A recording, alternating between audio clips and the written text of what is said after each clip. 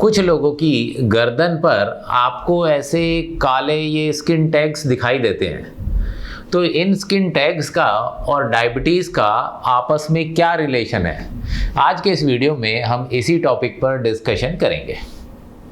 नमस्कार दोस्तों, मैं हूं लोकेंद्र तोमर और आप देख रहे हैं चैनल डायबेक्सी, जहां हम डायबिटीज़ मैनेजमेंट से रिलेटेड साइंटिफिक इन्फॉर्मेशन बड़े सिंपल लैंग्वेज में शेयर करते हैं। कुछ लोगों का ऐसा मानना है कि जो ये स्किन पे टैग्स दिखाई देते हैं गर्दन के आसपास, ये गंदे लोगों को होते हैं। मतलब जो नहाते धोते नहीं, जो ठीक से स्किन का ख्याल नहीं रखता है, तो गंदगी के कारण ये स्किन टैग्स होते हैं, ऐसा कुछ लोगों को लगता है। लेकिन ऐसा नहीं है। जो ये स्किन टैग्स है ये हार्मोनल इम्बैलेंस के कारण होता है।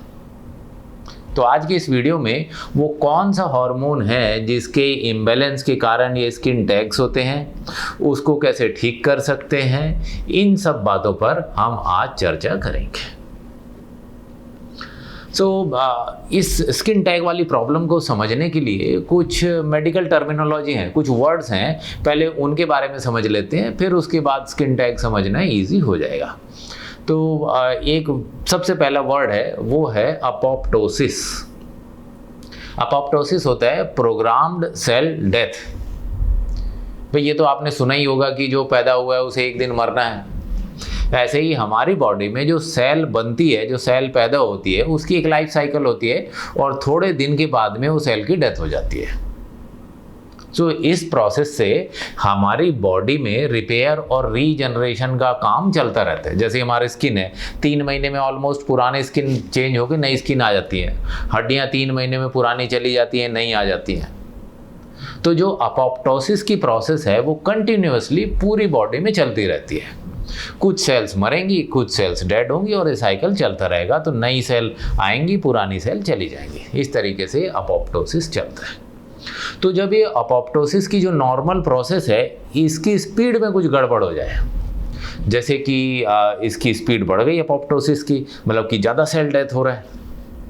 ये जैसे स्टारवेशन के केस में, तो ज़्यादा सेल डेथ होगा तो आदमी एकदम गिरा हुआ से फील होगा, एकदम दुबला पतला मरा गिरा सा दिखाई देगा। दूसरा जो अपोप्टोसिस है, ये कैंसर के केस में बहुत स्लो हो जाता है कि नंबर ऑफ सेल्स तो फटाफट बन रही हैं लेकिन डेथ नहीं हो रही, तो वो कैंसर हो गया।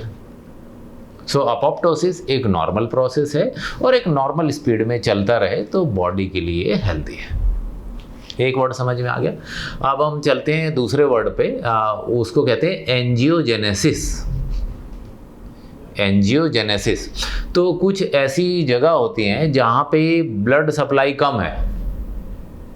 अगर कुछ ऐसे टिश्यूज़ हैं जहाँ पे ब्लड सप्लाई कम है, तो हमारी ब्लड वेसल्स नया रास्ता बना लेती हैं और वहाँ पे ब्लड सप्लाई बना देती हैं। कैसे? फॉर एग्जांपल, जैसे कि हाईवे है, किसी कारण से हाईवे जाम हो गया, तो क्या होता है, जो गाड़ियाँ हैं गलियों में से निकल के, इधर उधर से निकल के आगे जाने लगती हैं। ऐसे ही अगर मान लीजिए बॉडी का कोई पार्ट है, कोई टिश्यू है जहाँ पे ब्लॉकेज हो गई है, तो मान लीजिए जैसे हार्ट की ब्लॉकेज है या पैरों की जो आर्टरीज हैं वहाँ पे ब्लॉकेज है, तो हमारे जो आसपास की ब्लड वेसल्स हैं वो ब्रांच आउट हो जाती हैं और ब्रांच आउट होके आगे अपना रास्ता बना लेती हैं ताकि उस एरिया में अच्छा ब्लड सर्कुलेशन होता रहे। तो एंजियोजेनेसिस भी हमारी बॉडी का नेचुरल प्रोसेस है। तो अगर कहीं आर्टरी हमारी ब्लॉकेज हो जाती है तो आसपास की जगह से नई आर्टरीज बन जाती हैं वहाँ ब्लड सर्कुलेशन पहुँचाने के लिए। तो ये एंजियोजेनेसिस भी एक प्रॉब्लम नेचुरल है। और ये समझ लीजिए कि जब कैंसर की टिश्यू जनरेट होता है, कैंसर का ट्यूमर जनरेट होता है, वहाँ पे अगर एंजियोजेनेसिस हो जाता है, वहाँ पे नई ब्लड वेसल बन जाती हैं, तो वो ट्यूमर को ज़्यादा ब्लड सप्लाई मिलती है, उसको ज़्यादा फूड ऑक्सीजन मिलता है, तो फिर वो मरता नहीं, वो और ग्रो होने लगता है और एक जगह से दूसरी जगह फैलने लगता है। तो कैंसर के केस में ये प्रॉब्लम हो गई है। तो एंजियोजेनेसिस भी हमारी बॉडी का नेचुरल प्रोसेस है। जहाँ पे भी कहीं ब्लॉकेज होगी तो उसके आसपास से नई ब्लड वेसल बन जाती है, एंजियोजेनेसिस हो गया। अब तीसरा वर्ड हम देखते हैं। तीसरा वर्ड है ग्रोथ फैक्टर्स। तो जब भी हमारी बॉडी में कुछ भी नया बनेगा, तो वहाँ ग्रोथ फैक्टर्स की ज़रूरत पड़ती है। जब ग्रोथ फैक्टर्स आएंगे तो वहाँ पे ग्रोथ होगी। जैसे कि मान लीजिए आपकी स्किन है ऊपर से कट गई, कुछ इंजरी हो गई, तो थोड़े दिनों में वो जो स्किन है वो वहाँ से हील हो जाती है, नई स्किन बन जाती है। चाहे चौड़ा सा घाव था लेकिन वो वहाँ पे भर जाता है। तो क्यों? क्योंकि वहाँ पे ग्रोथ फैक्टर आता है। तो स्किन में काम करता है एपिडर्मल ग्रोथ फैक्टर। और मान लीजिए कि हड्डियाँ टूट गई, तो हड्डी टूटने के बाद उसको एक जगह हम लगा देते हैं, फिर वहाँ पे ग्रोथ फैक्टर्स आते हैं और वो ग्रोथ फैक्टर हड्डियों को बनाते हैं और उस हड्डी को दोबारा जोड़ देते हैं। अब जैसे प्रेगनेंसी में छोटा सा बच्चा इतना बड़ा बन जाता है तो क्या ग्रोथ फैक्टर्स होते हैं डिफरेंट टाइप के। तो हमारी बॉडी में 50-60 टाइप के ऐसे ग्रोथ फैक्टर्स होते हैं जो डिफरेंट सेल्स को ग्रो करने में मदद करते हैं। तो ये ग्रोथ फैक्टर भी हमारी बॉडी में बड़े इंपॉर्टेंट है। सो ये 2-3 वर्ड्स आपने देखे, इनका क्या मतलब होता है। अब हम आ जाते हैं स्किन टैग्स की तरफ। अब हमने देखा कि जो स्किन टैग्स हैं ये कुछ हार्मोनल इम्बैलेंस के कारण क्रिएट होते हैं। तो कौन सा हार्मोन है जिसके कारण ये स्किन टैग्स बनते हैं? वो हार्मोन है इंसुलिन हार्मोन। जब हमारी बॉडी में ज़रूरत से ज़्यादा इंसुलिन हार्मोन डेवलप होता है, जब हाइपर इंसुलिनीमिया होता है, तो जब इंसुलिन हार्मोन ज़्यादा डेवलप होता है तो इंसुलिन क्या है, ग्रोथ को प्रमोट करता है हमारी बॉडी में। तो जब इंसुलिन हार्मोन ब्लड में ज़रूरत से ज़्यादा पैदा होता है तो वो इंसुलिन हार्मोन हमारी स्किन के आसपास भी आता है और स्किन में जो एपिडर्मल ग्रोथ फैक्टर है, एपिडर्मल ग्रोथ फैक्टर को वो स्टिमुलेट करता है और ये एपिडर्मल ग्रोथ फैक्टर वहाँ पे स्किन की जो सेल्स हैं उनका प्रोडक्शन बढ़ा देता है और वो जो स्किन की ग्रोथ इतनी ज़्यादा हो जाती है कि बाउंड्री लाइन से बाहर निकल जाती है और स्किन के बाहर निकल जाता है। और स्किन किसकी? कोलेजन की बनी होती है। तो स्किन की तरफ बाहर, ये टैग की तरह बाहर निकल के लटक जाता है। अब यहाँ तक खाना पहुँचाने के लिए यहाँ पे एंजियोजेनेसिस हो जाती है। ये एरिया जो एक्स्ट्रा बाहर निकला, यहाँ पे ब्लड वेसल डेवलप हो जाती हैं और वो वहाँ पे ऑक्सीजन और न्यूट्रिएंट वहाँ पे पहुँचाने लगती हैं, इसलिए वो ख़त्म भी नहीं होता, इसलिए वो मरता भी नहीं स्किन टैग। तो यहाँ पे ग्रोथ तो हो गई सेल्स की लेकिन मरी नहीं। इसका मतलब कि जो अपोप्टोसिस की प्रोसेस है, अपोप्टोसिस की प्रोसेस नहीं हुई, यहाँ पे एंजियोजेनेसिस यहाँ पे आ गए और ग्रोथ फैक्टर जो था, ग्रोथ फैक्टर के कारण ये पूरी ग्रोथ हो गई। तो रीज़न क्या है इस ग्रोथ का? वो है too much of insulin in the blood. और टू मच ऑफ इंसुलिन कब होता है? जब हमारी बॉडी में इंसुलिन रेजिस्टेंस होती है। या आप देख चुके हैं पुरानी वीडियो से कि जितना ज़्यादा इंसुलिन होगा उतना ज़्यादा इंसुलिन रेजिस्टेंस बॉडी में डेवलप होगा। तो इंसुलिन रेजिस्टेंस जब हमारी बॉडी में होती है तब हमारी बॉडी पे स्किन टैग्स डेवलप होते हैं। ठीक है, एक समझ में आ गया। अब देखिए इंसुलिन रेजिस्टेंस जब बॉडी में बढ़ती है तो और क्या क्या होता है? इंसुलिन रेजिस्टेंस जब बढ़ता है तो डायबिटीज़ होती है। इंसुलिन रेजिस्टेंस जब बढ़ता है तो मोटापा बढ़ता है, वजन बढ़ता है। इंसुलिन रेजिस्टेंस के बढ़ने से ब्लड प्रेशर बढ़ता है। इंसुलिन रेजिस्टेंस के बढ़ने से कोलेस्ट्रॉल बढ़ता है। इंसुलिन रेजिस्टेंस के बढ़ने से जेस्टेशनल डायबिटीज़ होती है। इंसुलिन रेजिस्टेंस के बढ़ने से PCOD होता है। तो इतनी सारी प्रॉब्लम सारी इंसुलिन रेजिस्टेंस से जुड़ी हुई है। तो जो ये स्किन पे टैग निकल के आया है ये हमें इंडिकेट कर रहा है कि भैया आपकी बॉडी में इंसुलिन रेजिस्टेंस डेवलप हो गई है। और जब इंसुलिन रेजिस्टेंस डेवलप हो गई है तो इसका मतलब अब डायबिटीज़ भी हो सकती है। अब डायबिटीज़ है या नहीं है? हो सकता है अभी नहीं हो डायबिटीज़, स्किन टैग निकल आया है, लेकिन फ्यूचर में होने की प्रोबेबिलिटी बहुत ज़्यादा है क्योंकि इंसुलिन रेजिस्टेंस डेवलप हो गई। अब मान लीजिए आपने किसी ऐसे आदमी को देखा जिसकी गर्दन के आसपास ये स्किन टैग्स दिखाई दे रहे हैं। अच्छा, गर्दन के पास हमें ज़्यादा दिखाई देते हैं, वैसे ये स्किन टैग्स बॉडी में कहीं भी हो सकते हैं, लेकिन बाकी और बॉडी पार्ट के तो हमें दिखाई नहीं देते। ये गर्दन के आसपास, फेस के आसपास होते हैं तो आसानी से दिख जाते हैं। तो स्किन टैग्स बॉडी में कहीं भी हो सकते हैं। तो स्किन टैग्स जब ये निकलते हैं तो अब आप कुछ अंदाज़ा लगाने की कोशिश कीजिए कि कोई आदमी आपको पार्टी में मिलता है, रिश्तेदार है और आप डिस्कस कर रहे हैं, तो अगर आपको ये देखे कि भैया ये स्किन टैग्स निकले हुए हैं और आपने देखा थोड़ा पेट भी बाहर निकला हुआ है, मोटापा भी है, फिर आपने पूछा भाई साहब आपको ब्लड प्रेशर भी है क्या? वो कहता है हाँ भाई ब्लड प्रेशर भी है। तो आप देखिए कि इसका स्किन टैग भी निकला, इंसुलिन रेजिस्टेंस का एक पॉइंट, मोटापा भी है दूसरा पॉइंट, ब्लड प्रेशर भी है तीसरा पॉइंट। तो इसका मतलब ये जो कैंडिडेट है इसको फ्यूचर में डायबिटीज़ होने की संभावना बहुत ज़्यादा है। आज डायबिटीज़ हो या नहीं हो, पर होने वाली है इस आदमी को डायबिटीज़, ऐसा आप अंदाज़ा लगा सकते हैं क्योंकि ये सिम्टम्स आपको दिखाई दे रहे हैं। तो अगर किसी को ऐसे सिम्टम्स हैं या ऐसे सिम्टम आपको भी है तो अब हम क्या कर सकते हैं, अब डायबिटिक होने से कैसे बचा जा सकता है उस पर हम डिस्कशन करते हैं। तो सबसे पहला काम कि अगर इंसुलिन रेजिस्टेंस है तो इंसुलिन रेजिस्टेंस को कम करना है, क्योंकि इसकी जड़ क्या है, प्रॉब्लम की जड़ क्या है, इंसुलिन रेजिस्टेंस। और इंसुलिन रेजिस्टेंस है तो उसके मतलब कारण टू मच ऑफ इंसुलिन हमारे ब्लड में घूम रहा है। सो टू मच ऑफ इंसुलिन कहाँ से आया, क्योंकि हमारी डाइट का ग्लाइसेमिक लोड ज़्यादा है। तो पहला काम क्या करना है, हमें अपनी डाइट का ग्लाइसेमिक लोड कम करना है। और डाइट का ग्लाइसेमिक लोड कम कैसे करें, तो पहला पॉइंट तो ये है कि हम अपनी जो डाइट है उसमें सब्जियां बढ़ा दें। और सब्जियां बढ़ाने का मतलब ये नहीं कि राजमा और छोले बढ़ा दें, सब्जियां बढ़ाने का मतलब ये है कि हम ग्रीन वेजिटेबल्स बढ़ा दें। तो जब भी खाना खाएं तो आपकी जो प्लेट है उसमें आधे हिस्से में कम से कम कुक्ड या अनकुक्ड कुछ ना कुछ वेजिटेबल्स होनी चाहिए। तो वेजिटेबल की क्वांटिटी आपकी डाइट में बढ़ जानी चाहिए।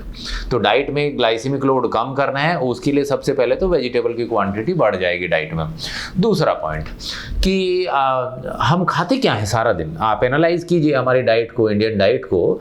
तो सुबह उठे चाय के साथ रस ले लिया या बिस्किट ले लिया, फिर दोपहर में हमारा रोटी सब्जी हो गया, ऐसे ही ब्रेकफास्ट में भी पराठा दही वगैरह कुछ ऐसा हो गया या डोसा वगैरह कुछ हो गया ऐसा, और शाम को फिर चाय हुई, फिर एक दो बिस्किट हो गए, रात को फिर दाल चावल रोटी सब्जी कुछ ऐसा हो गया। तो अगर आप पूरे दिन का डाइट देखोगे तो उसमें मैक्सिमम क्वांटिटी में आपको हर मील में कुछ ना कुछ ग्रेन दिखाई देगा। So we are grainitarian, we are not vegetarian, we are grainitarian, we eat grains all the time. अब सारे ग्रेन्स का ग्लाइसेमिक लोड ज़्यादा है, अब गेहूं का ग्लाइसेमिक लोड ज़्यादा है, चावल का ग्लाइसेमिक लोड ज़्यादा है। तो इनका ग्लाइसेमिक लोड हमें कम करना है, उसके लिए हमारे पास में दो ऑप्शन है। तो अगर किसी को डायबिटीज़ है या डायबिटीज़ नहीं है, तो जिसको डायबिटीज़ नहीं है वो ये ब्राउनेक्स आटा यूज़ कर सकते हैं। नॉर्मल गेहूं के आटे की बजाय ये ब्राउनेक्स आटा यूज़ कर सकते हैं। इसमें ऐसे इंग्रेडिएंट्स हैं जिसका ग्लाइसेमिक लोड कम होता है। तो अपनी जो नॉर्मल गेहूं की रोटी है उसकी बजाय अगर आप ब्राउनेक्स आटे की रोटी खाएंगे तो डाइट का ग्लाइसेमिक लोड कम करने में मदद मिलेगी इससे। दूसरा, अगर किसी को डायबिटीज़ है तो फिर आप यूज़ कीजिए डायबेक्सी आटा। डायबेक्सी आटे में बहुत सारे नट्स एंड सीड्स हैं, जैसे एलमंड है, पीनट है, कोकोनट है, ये सारी चीज़ें। तो इन सब चीज़ों का ग्लाइसेमिक लोड एकदम कम होता है। तो जो डायबेक्सी आटा है उसका ग्लाइसेमिक लोड और भी कम है। तो अगर डायबिटीज़ है तो डायबेक्सी आटा यूज़ कर लीजिए। तो अगर आपको रोटी खानी है तो आप या तो ब्राउनेक्स आटे की रोटी खाएं या डायबेक्सी आटे की रोटी खाएं, इससे आपकी डाइट का ग्लाइसेमिक लोड कम हो जाएगा। और बाकी जो जंक फूड है वो आप बंद कर दीजिए, तो इससे आपका डाइट का ग्लाइसेमिक लोड कम हो जाएगा। इंसुलिन रेजिस्टेंस कम करने में मदद मिलेगी, हाइपर इंसुलिनियमिया कम होगा, और स्किन टैग्स की जो प्रॉब्लम है इसको रिड्यूस करने में आपको मदद मिलेगी। इसके अलावा अगर आप थोड़ा सा फिजिकल एक्टिविटी भी बढ़ा लें, थोड़ी सी फिजिकल एक्टिविटी बढ़ा लें, तो आपकी जो बॉडी में जो सेल्स हैं, जो मसल्स हैं, उनकी सेंसिटिविटी बढ़ जाती है इंसुलिन के लिए, और इंसुलिन रेजिस्टेंस को कम करने में मदद मिलती है। तो एक्सरसाइज बढ़ाने का मतलब है कि कम से कम 15-20 मिनट, आधा घंटा कुछ तो थोड़ा बहुत एक्सरसाइज कीजिए। कुछ तो मतलब आधा घंटा कुछ ना कुछ थोड़ी सी एक्सरसाइज कर लीजिए, उससे भी बहुत फर्क पड़ जाएगा। एक तो आप डाइट का ग्लाइसेमिक लोड कम कर लेंगे और आधे घंटे की थोड़ी सी फिजिकल एक्टिविटी बढ़ा लेंगे, तो उससे आपको फ़ायदा मिल जाएगा। अब चलिए, ये तो हमने फ्यूचर का कर लिया कि भाई ग्लाइसेमिक लोड कम किया, एक्सरसाइज की, लेकिन जो ऑलरेडी स्किन टैग आ गए हैं स्किन पे, उसका क्या करें? तो उसके लिए कई सारे उपाय हैं, कुछ तो घरेलू उपाय हैं। तो स्किन टैग देखिए जो होते हैं ये निकाले जा सकते हैं, स्किन टैग आसानी से निकल जाते हैं, ज़्यादा प्रॉब्लम नहीं है इनकी निकालने में। बस प्रॉब्लम ये है कि अगर मान लीजिए आपने स्किन टैग निकाल लिया और अंदर की जो प्रॉब्लम है इंसुलिन रेजिस्टेंस वाली, वो आपने सॉल्व नहीं की, तो ये दोबारा निकल आएंगे स्किन टैग्स। तो पहले अंदर की प्रॉब्लम को आप सॉल्व करें और जो बाहर ये स्किन टैग हैं फिर इनको निकाल दें, तो फिर इनके बाहर ग्रो होने की प्रोबेबिलिटी एकदम नेग्लिजिबल हो जाएगी, फिर ग्रो नहीं करेंगे अगर मान लीजिए बॉडी में इंसुलिन हार्मोन की पोजीशन ठीक है। तो इसके लिए कुछ तो क्रीम्स आती हैं कि जो क्रीम आप इसके ऊपर लगा सकते हैं। क्रीम धीरे धीरे रेगुलरली लगाने से ये धीरे धीरे अपने आप ही टूट के गिर जाता है। या कुछ लोग घरेलू उपाय बताते हैं कि आप इसमें जो लहसुन है, लहसुन का पेस्ट बना के इसको लगा लें कुछ दिन, तो थोड़े दिनों में टूट के गिर जाता है। या कुछ लोग कहते हैं कि बेकिंग सोडा का थोड़ा पेस्ट बना के उसको लगा ले, उससे भी गिर जाता है।